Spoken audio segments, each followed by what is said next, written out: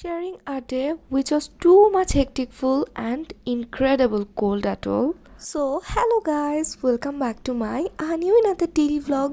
So, যেদিন আমার campus থাকে যাওয়ার আগে ঝটপট নাস্তা প্রেফার করি, আদারওয়াইজ নাস্তা স্কিপ হয়ে যায়।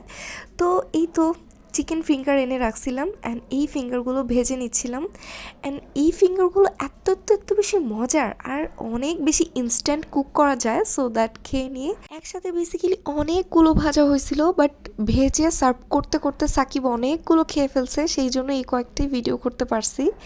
এনিওয়ে ওই দিন তারপর চলে গেলাম ভার্সিটির উদ্দেশ্যে অ্যান্ড ভার্সিটির ইউটার্নের এই পয়েন্টটাতে আমি জাস্ট ইমাজিনই করতে পারতেছিলাম না এটা মানে বাংলাদেশ হইতে পারে, বিকজ একে তো গ্লুমি ওয়েদার, মানে এক তো এত বেশি ফগি, তার উপর হচ্ছে এই এরিয়াতে আসলে এমনিও বোঝা যায় না এটা বাংলাদেশ নাকি ফরেন কান্ট্রি।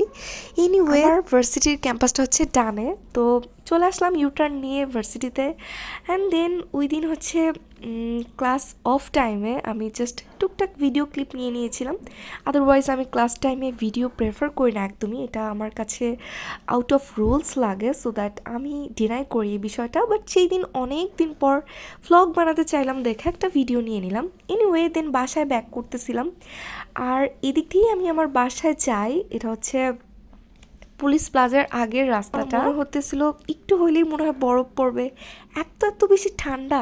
দেন আমাদের এলাকা খিলগাঁওতে এসে ভাপা পিঠা খেলাম, তারপর হচ্ছে এই চিংড়ির চপটা খেলাম আর মানে এতটা ঠান্ডা ছিল আমরা লিটারালি দুইজন হ্যান্ড গ্লাভস পরছিলাম, দুইটা করে জ্যাকেট পরছিলাম, ইভেন দুইটা করে প্যান্টও পরা লাগছে, বিকজ এমনিতেই তো অনেক ঠান্ডা ছিল, তো তারপর হচ্ছে বাইক রাইড ছিল, মানে বিষয়টা খুবই বেশি ডিফিকাল্ট ছিল। এনিওয়ে দেন আবার আমরা তালতলা এসে দুইজন দুইটা হটডগ খেয়ে নেই, দেন বাসায় চলে আসলাম অ্যান্ড জিঞ্জার ওই দিন বিদায়ের দিন ছিল, মানে নাফিসরা কক্স থেকে এসে পড়ছিল, সো সাকিব আবার জিঞ্জারকে নিয়ে নাফিসদের কাছে দিতে গিয়েছিল অ্যান্ড সাকিব আসার সময় আমার জন্য এত বড় সাডেন সারপ্রাইজ নিয়ে আসছে।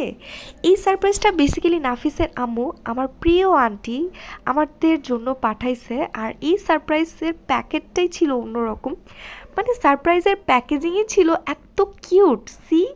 দেন এই সারপ্রাইজ প্যাকেটের মধ্যে ছিল একটা সুন্দর কাশ্মীরি শাল, যেটা আমার অনেক পছন্দ হয়েছে, আর তার সাথে এতগুলো আচার।